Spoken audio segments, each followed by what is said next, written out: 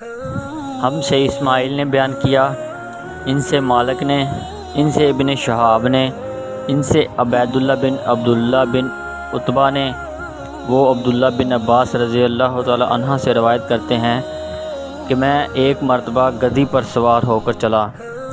اس زمانے میں بلوغ کے قریب تھا۔ رسول اللہ صلی اللہ علیہ وآلہ وسلم منع میں نماز پڑھ رہے تھے اور آپ کے سامنے دیوار کی آڑ نہ تھی، تو میں بعض صفوں کے سامنے سے گزرا اور گدھی کو چھوڑ دیا،